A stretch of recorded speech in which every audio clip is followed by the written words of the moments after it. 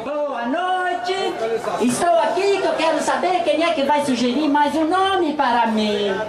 Nasci e agora eu tenho duas sugestões. Uma é imprópria, não vou dizer, não vou chamar esse nome não, viu? A outra foi sugerida pela Áurea. Está ali, lindíssima da Áurea.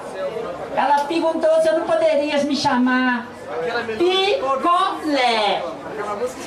Eu achei uma graça, porque já que no boletim do papai, olha ali que lindinho do papai, lá tem os picolés de alegria, então eu gostei de picolés. Alguém tem mais alguma sugestão? Hein?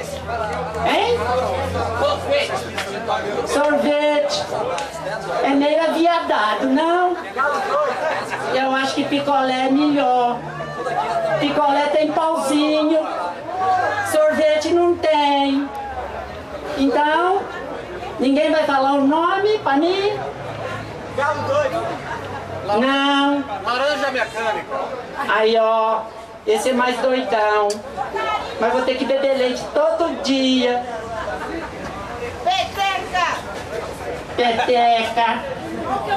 Não. Não, raposo não. Não, depois. Por favor, sem emoção. Para aí.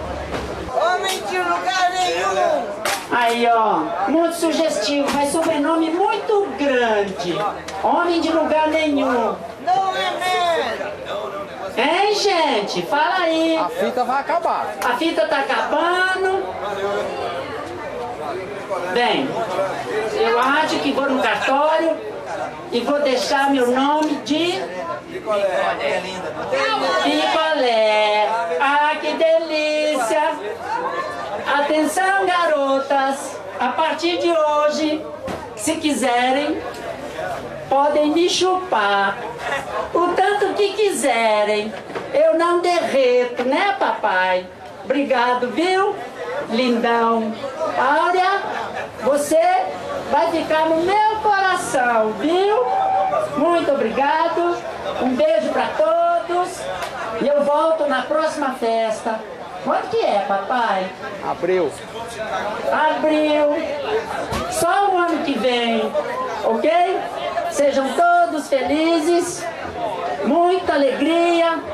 Muitos picolés de alegrias, né, papai? E Áurea, você vai ser minha ama de leite. Obrigado, viu? Tchau, tchau e tchau. Com muitos picolés de alegria para todos. Bye, bye.